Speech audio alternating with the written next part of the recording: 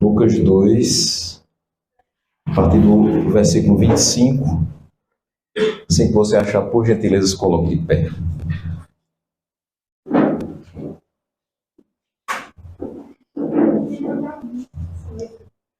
Nós vamos ler até o versículo 35. Lucas 2, do 25 ao 35.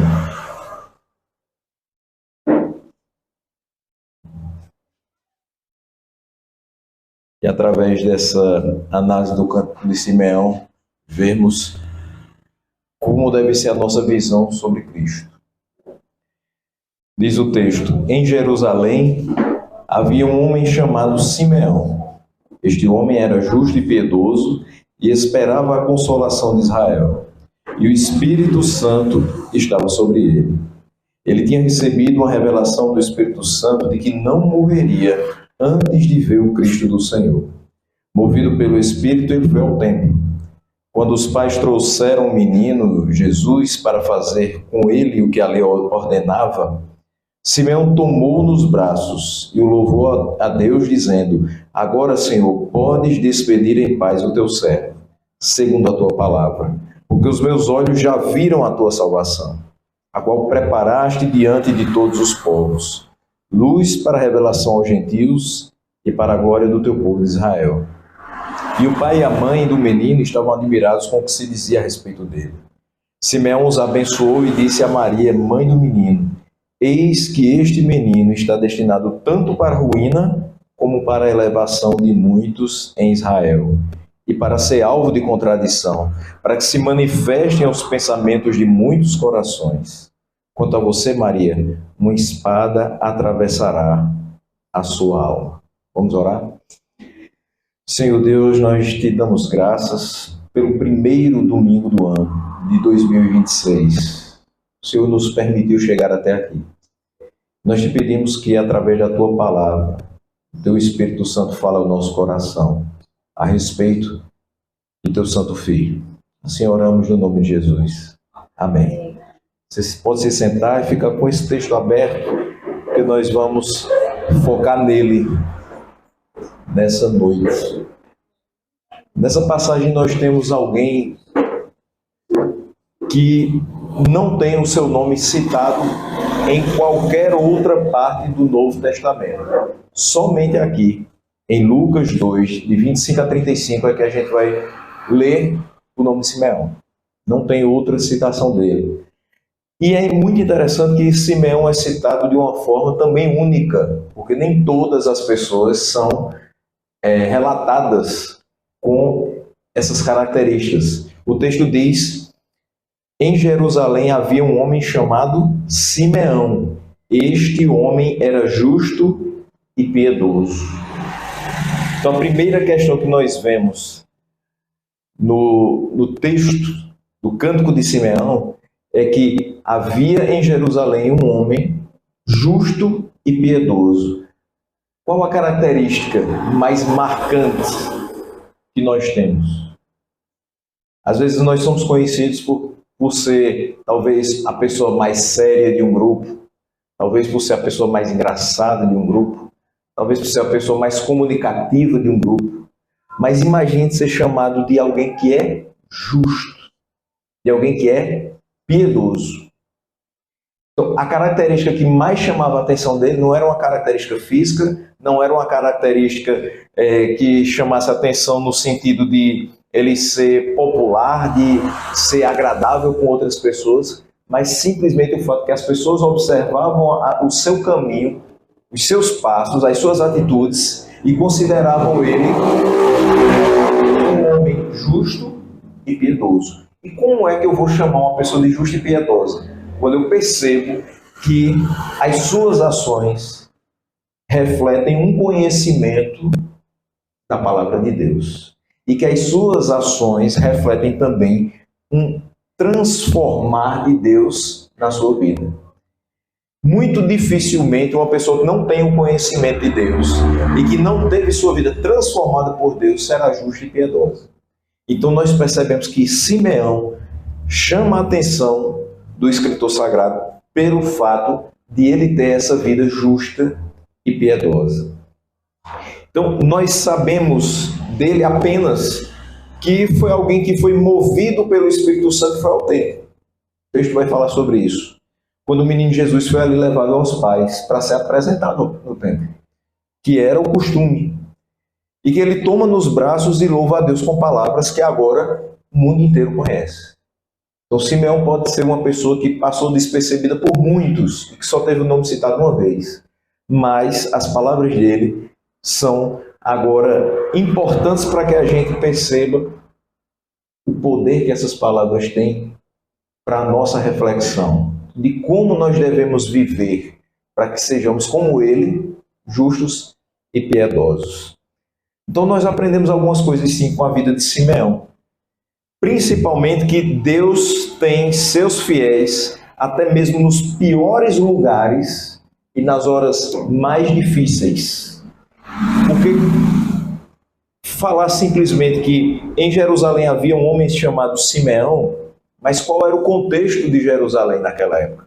Por que chama tanta atenção de Lucas Simeão ser alguém justo e piedoso? Porque quando Jesus nasceu, a religião em Israel estava em decadência. Então, simplesmente as pessoas que subiam até Jerusalém para realizar as suas orações, para fazer os seus holocaustos, mas elas não tinham mais aquela fé verdadeira, elas não estavam vivendo de acordo com o que se expressava na palavra. A fé de Abraão havia sido corrompida pela doutrina dos fariseus e dos saduceus. Então era muito mais legalismo, era muito mais ordens e restrições do que uma palavra viva, uma palavra vivida com a sua vida. E era isso que Simeão mostrava com a sua vida. Era alguém que traduzia a palavra ouvida em prática. Por isso que ele era justo e piedoso. Então, mesmo nas circunstâncias que nós encontramos em Jerusalém, de uma fé que havia sido corrompida, de pessoas que não estavam vivendo uma fé verdadeira, havia um homem justo e piedoso, um homem sobre quem estava o Espírito Santo. Diz aqui, ainda no final do verso 25, ele esperava a consolação de Israel, ou seja, ele esperava que viesse sobre Israel aquele que tiraria Israel daquele momento de letargia espiritual, de apenas ouvir e não praticar. E o Espírito Santo estava sobre ele. Como é que eu digo que alguém tem o Espírito Santo sobre ela? Como é que eu identifico que alguém tem o Espírito Santo? Quando de fato essa pessoa manifesta o fruto do Espírito. Então Simeão provavelmente, nós podemos concluir isso, que era uma pessoa amável, era uma pessoa bondosa, era uma pessoa longânima, paciente, não estourava com facilidade, que não era nervoso por qualquer coisa, mas era uma pessoa que tinha as palavras certas na hora certa para aconselhar pessoas que precisassem. Era alguém que buscava na palavra as respostas para dar àqueles que chegavam até ele com dúvidas, com conflitos, com problemas. Ele entendia isso. Então, é alguém sobre quem estava o Espírito Santo e que você percebe que a sua conduta, de fato, reflete a presença do Espírito Santo. E nós somos encorajados ao pensar que Deus nunca se deixa ficar completamente sem testemunho, porque era um momento que praticamente a igreja existia na fachada.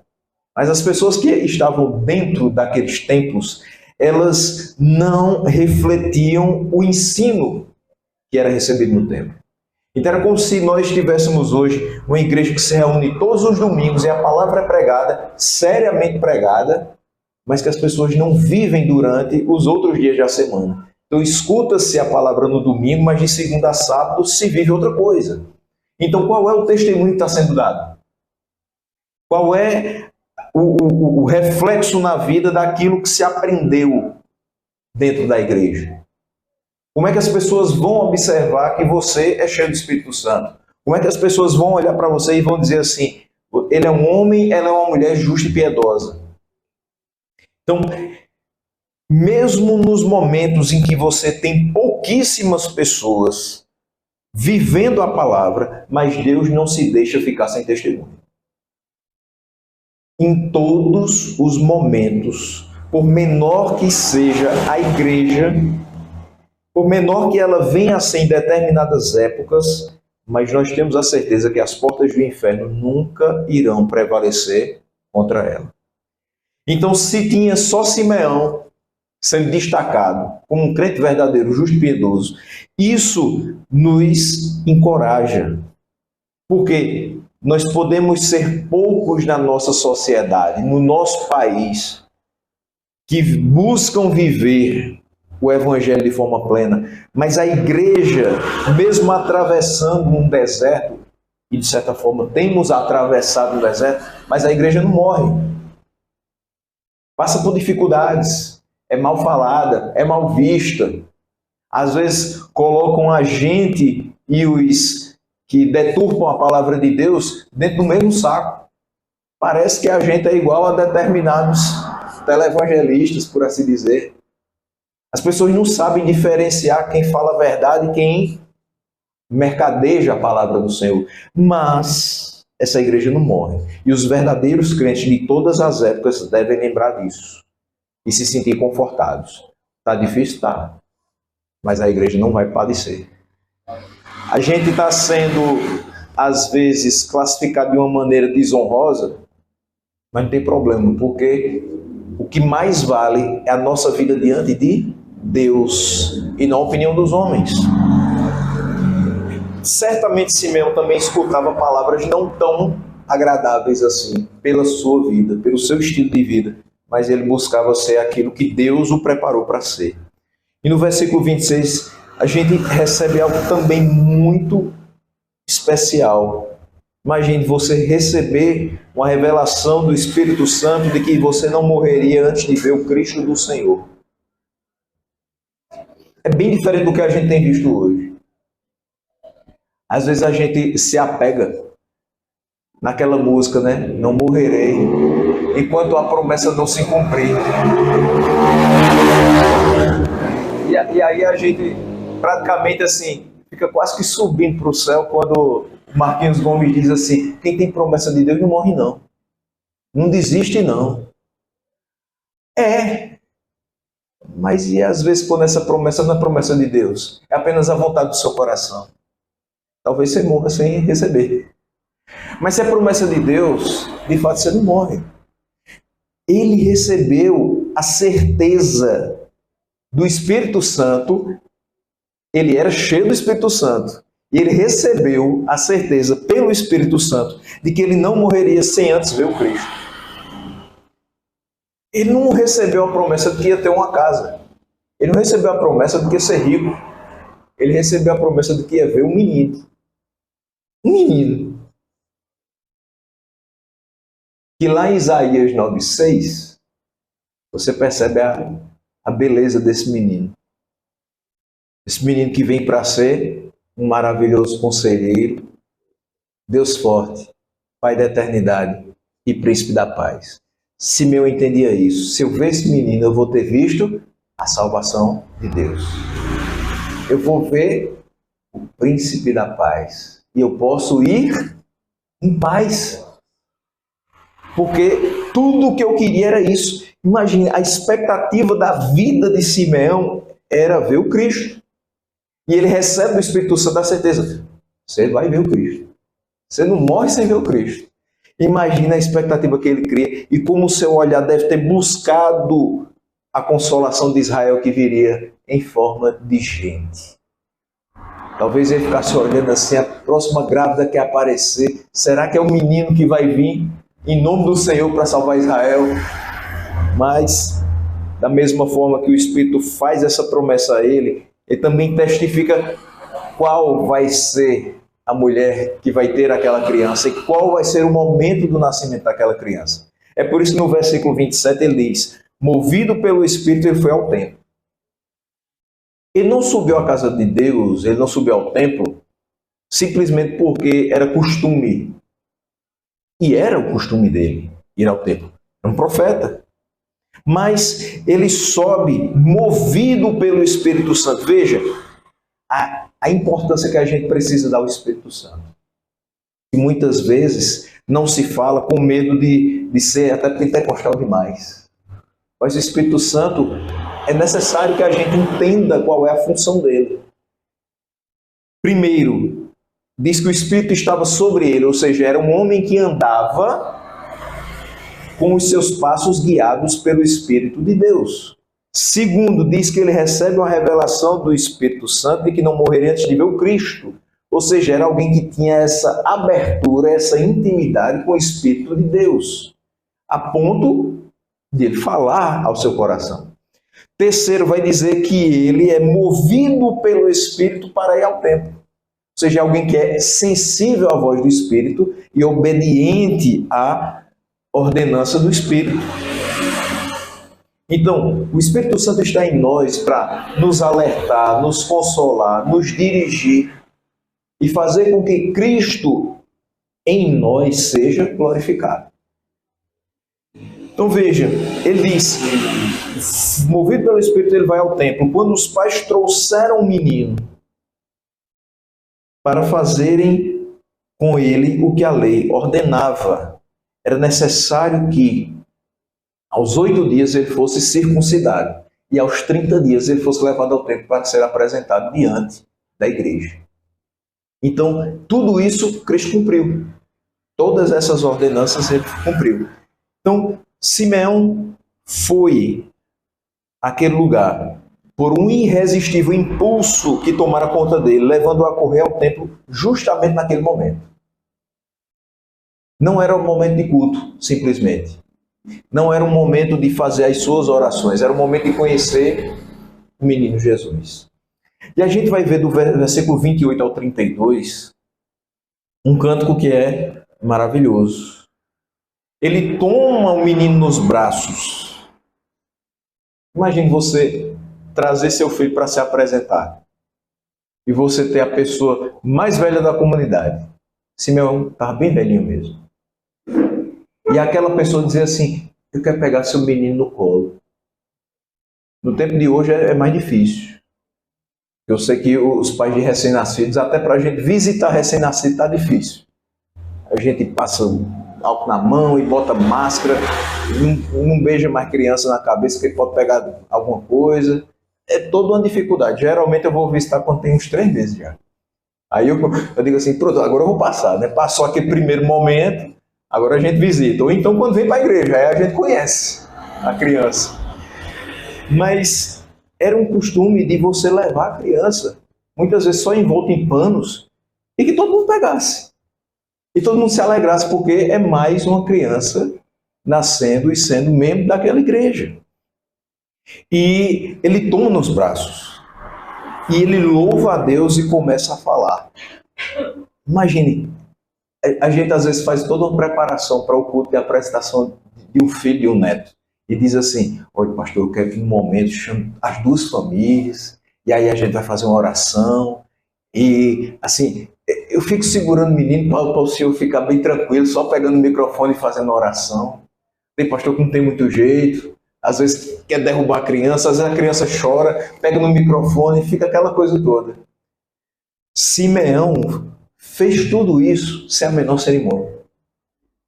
Simeão naquele momento, ele mesmo estava apresentando não só Cristo dentro do templo, o Emanuel, as pessoas do templo, mas ele estava se apresentando diante de Deus, dizendo assim, eu estou segurando nos meus braços a tua salvação.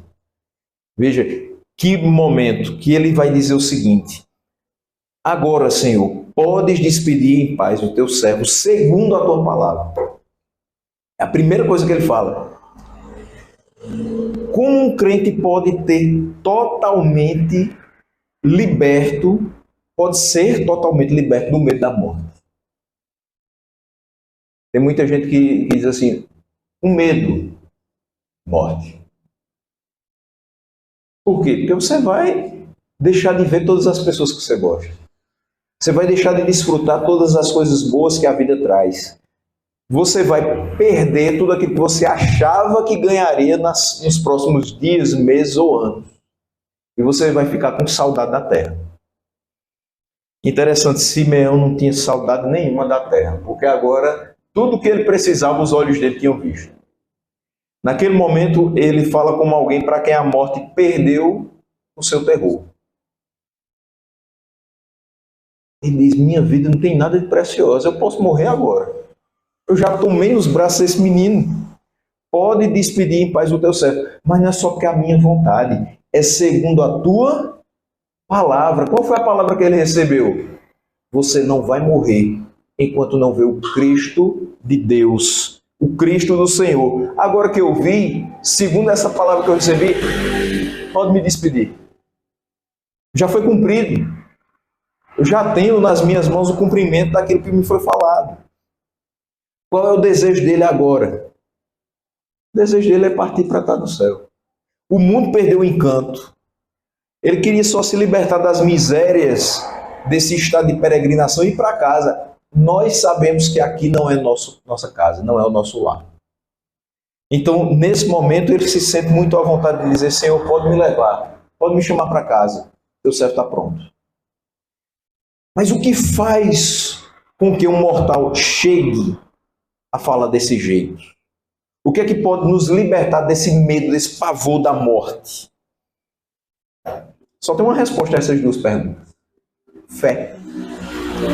Uma fé firme, a fé que se firma num Salvador que é invisível, que descansa nas promessas de um Deus que é invisível, mas é real. A fé, e tão somente a fé, pode levar um homem a encarar a morte e dizer, estou partindo em paz. E nós observamos também no canto de Simeão uma visão clara da obra e dos ofícios de Jesus, que alguns crentes judeus tinham antes mesmo do evangelho ser pregado. Porque ele diz, os meus olhos já viram a tua salvação, a qual preparaste diante de todos os povos, luz para a revelação aos gentios e para a glória do teu povo de Israel. Ou seja, ele está dizendo, nesta criança, está sobre ela a missão de ser luz para os gentios, ou seja, abrir os olhos daqueles que não são judeus de nascimento e ser também luz para a glória do teu povo de Israel, que anda em um caminho que o Senhor não determinou para ele.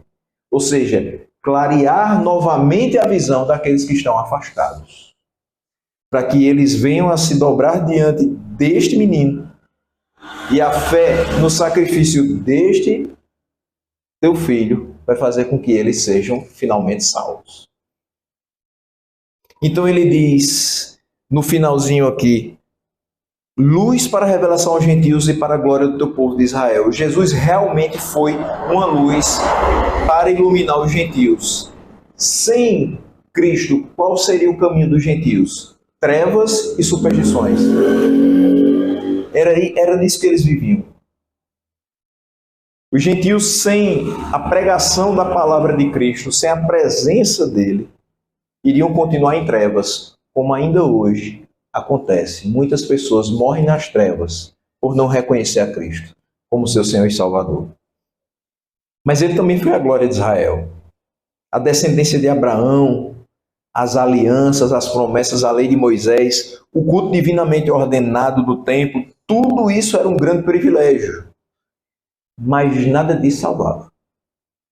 Ninguém foi salvo por ser da descendência de Abraão. Simplesmente por isso. Porque você não é salvo pelo seu nome e pela sua descendência. Ninguém seria salvo simplesmente pela aliança, pela promessa, pela lei de Moisés. Quem cumpriu a lei? Quem tinha capacidade de cumprir a lei? Quem cumpriu foi Cristo. Então, sem Cristo, nada de cumprimento. Sem cumprimento, nada de salvação.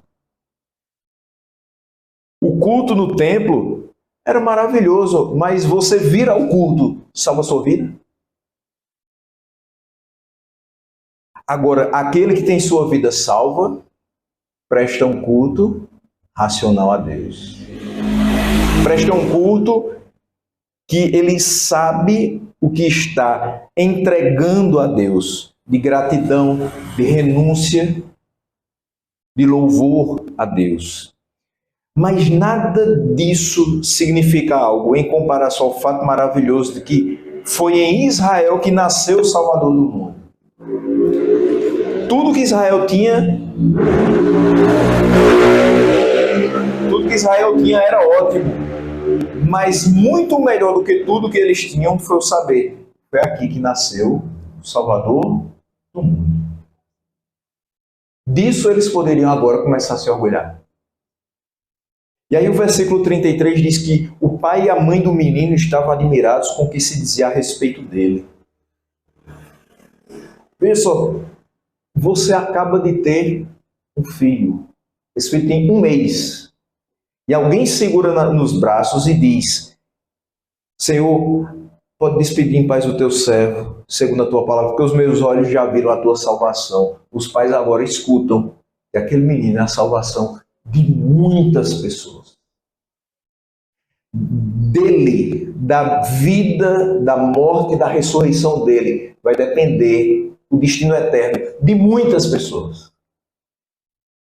Veja, como é maravilhoso para os pais ouvirem que o filho representa tudo isso. Não só para aqueles que são seus contemporâneos, que estão vivendo na mesma época, mas também para quem viveu antes dele. E para quem viverá depois dele. Porque o sacrifício de Cristo, ele não só traz vida para quem estava presente naquela cena, mas ele traz também para aqueles que morreram na esperança de que viria o Messias prometido.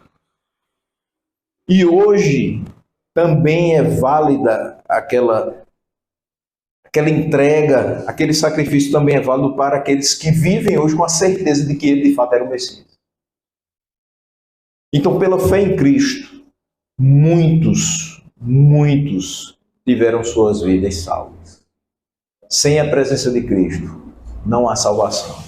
Porque debaixo dos céus, nenhum outro nome há dado entre os homens, pelo qual importa que nós sejamos salvos. Só em Cristo. Somente Cristo. E o versículo 34 e 35, Simeão os abençoou e disse a Maria, mãe do menino: Eis que este menino está destinado tanto para a ruína como para a elevação de muitos em Israel e para ser alvo de contradição. Agora uma palavra mais dura. Ele louva a Deus pela vida do menino. Ele sabe que aquele menino é a salvação que ele preparou diante de todos os povos. Mas ele também sabe que há muito a ser passado na vida de Cristo, que ele sofra para que isso aconteça. Essa salvação não vem sem preço. A salvação é de graça para nós. Mas ela custa um preço muito alto para Jesus. Nós não fazemos nada para ser salvos. Ele entrega a vida. Ele morre para que isso aconteça. Então é uma morte que traz vida e que é necessária. Então ele diz: esse menino está destinado tanto para a ruína como para a elevação de muitos em Israel e para ser alvo de contradição, para que se manifestem os pensamentos de muitos corações. E aí a palavra para a mãe ainda é um pouco mais dura, que ele diz: quanto a você, Maria, uma espada atravessará a sua alma. A mãe que estava tão feliz em saber que o filho era a esperança, era a salvação, agora sabe que uma espada vai atravessar a sua alma. Mas por que ele diz tudo isso? Nesse fim do texto, nós observamos um relato dos resultados que se seguiriam à entrada de Jesus e do Evangelho nesse mundo. Quando entra Jesus e quando entra o Evangelho no mundo, tudo sai do seu lugar, para que fique do jeito que Deus quer. Muito provavelmente, quando você foi convertido, você pensava que sua vida estava toda organizada. Aí Jesus entra, o Evangelho entra, e sai tudo do lugar. As pessoas começam a não querer mais andar com você. Sua mãe talvez diga assim: eu não tenho mais esse filho, não. Você é crente, não quero mais. Crente na minha casa não dá certo. Não se cria, não. Talvez tenha vontade de botar você para fora para que os outros irmãos não sejam contaminados com essa ideia da seita. Isso era muito comum uns anos atrás. A gente era tido como seita. Talvez as pessoas que eram os seus melhores amigos na sua cabeça, pelo fato de você agora confessar a fé em Cristo, vão dizer, sai fora. Ele não vai querer mais nada com a gente. A gente vai chamar para jogar uma bola no domingo de manhã e tem uma escola bíblica dominical para ir.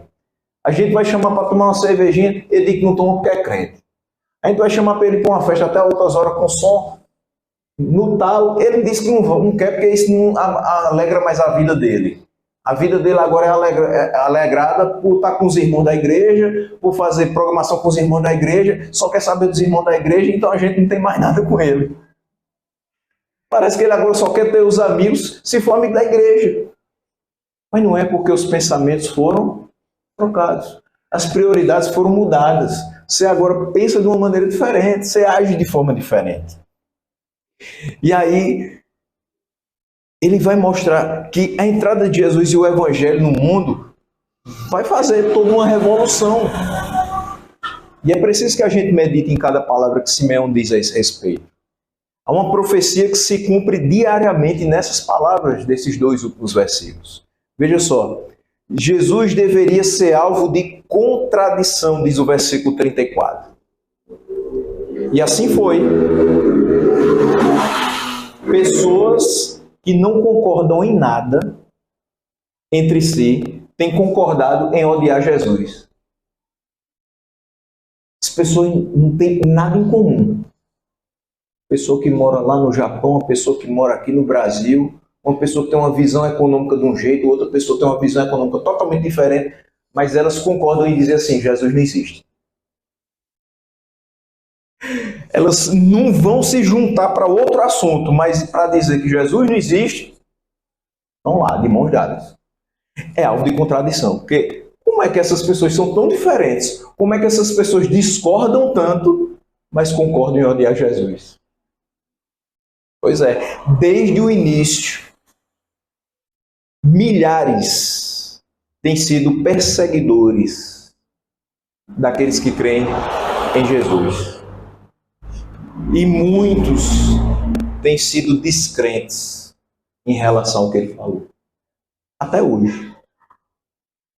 Até hoje. Hoje eu dava aula lá no diretório e um irmão conversava, expressava para a gente um desânimo que ele teve ao tentar aconselhar uma pessoa no trabalho. E essa pessoa disse, você fala muito de Jesus, você já viu Jesus? Ele disse, já ficou meio assim, já vai vir aquela conversa, né? Jesus não existe, porque eu não vejo Jesus, eu não posso tocar em Jesus. E ele disse, não, mas eu tenho Jesus dentro do coração. Aí o rapaz fez, dentro do seu, do meu mesmo não. Quer dizer, há muitas pessoas que dizem, você fala de Jesus, eu até posso aceitar que ele existiu como uma pessoa histórica naquela época e tal, mas dentro de mim não tem validade. Dentro de mim ele não é salvador de nada, quanto mais de muitas pessoas do mundo. Para mim ele pode ser um profeta, uma pessoa inteligente, um sábio de uma época, mas para dizer que é uma pessoa que eu tenho que adorar, é uma pessoa que eu tenho que ter fé, porque senão não vou ser salvo, essa conversa para mim não dá. Então, Jesus deveria ser alvo de contradição, e até hoje é. Jesus deveria servir para a ruína de muitos em Israel, diz também o versículo 34. E assim foi. E assim foi. Para milhares deles, o Cristo crucificado foi uma pedra de tropeço, e o seu evangelho teve aroma de morte. 2 Coríntios 2, 15 e 16 diz assim para a gente. Porque nós somos para com Deus o bom perfume de Cristo, tanto entre os que estão sendo salvos, como entre os que estão se perdendo. Para com estes, os que estão se perdendo, cheiro de morte para a morte.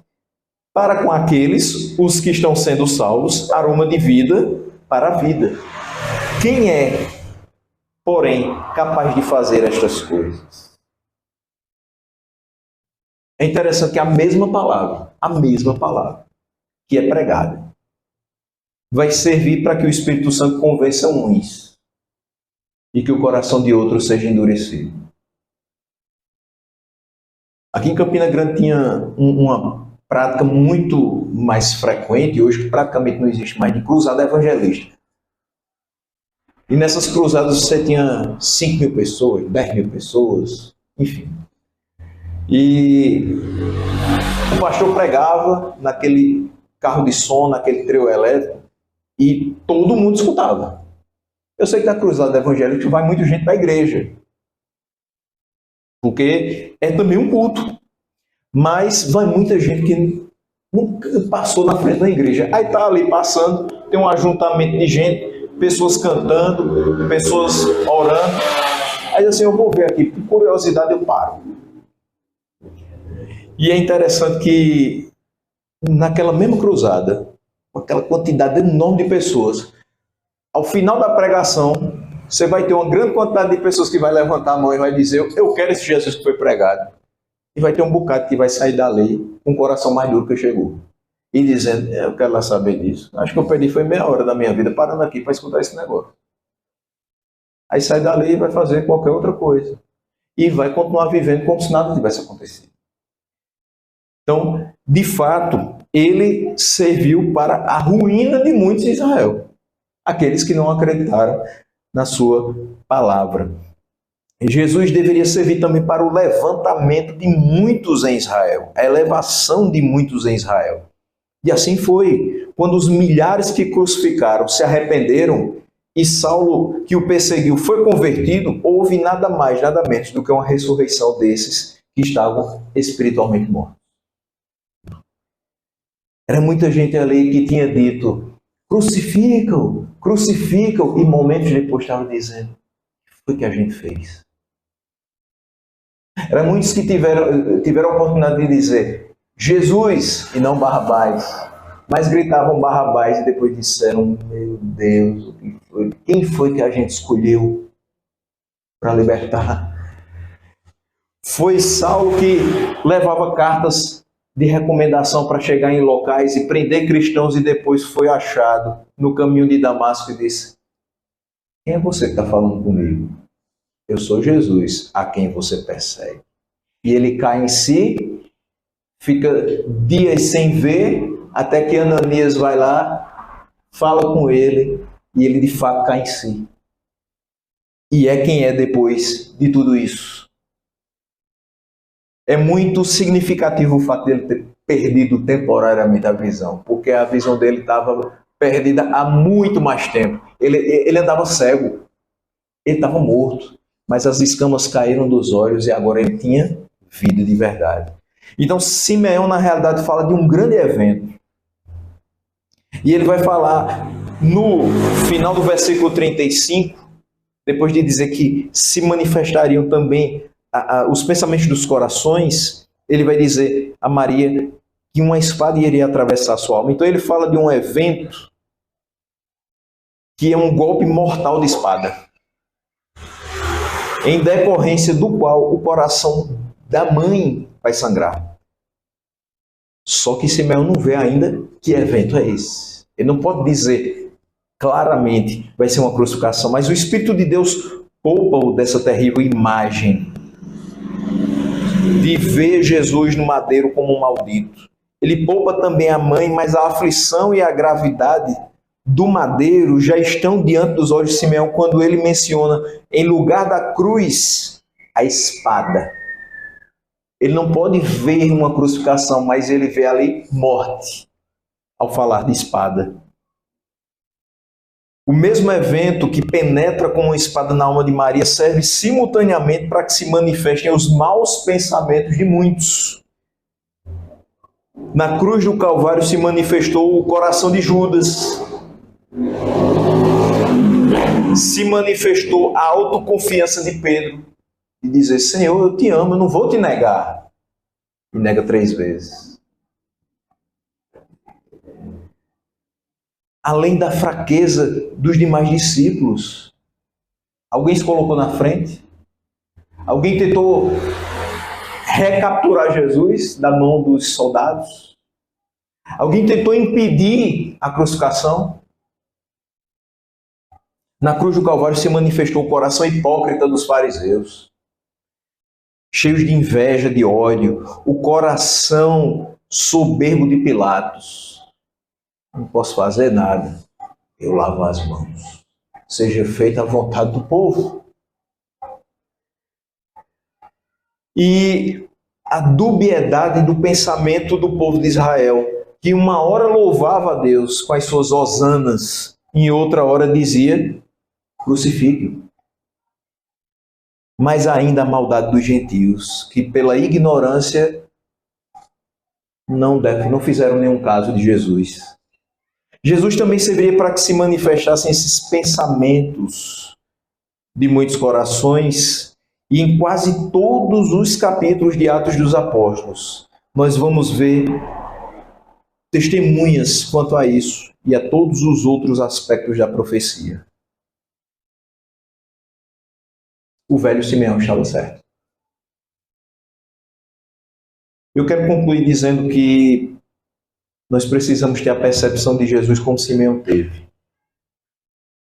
Nós podemos não ter um menino nos braços, ou vê-lo de perto, como teve privilégio o velho Simeão, mas nós o temos no coração. E com toda a nossa fé, nós cremos que o seu sacrifício foi por nós e que nos possibilitou vida e vida eterna. Então nós podemos dar graças a Deus pelo seu Filho e pela vida que temos através dele. E é em relação a isso que nós vamos celebrar nessa noite. Que o Senhor possa nos abençoar com a sua palavra, no nome de Jesus.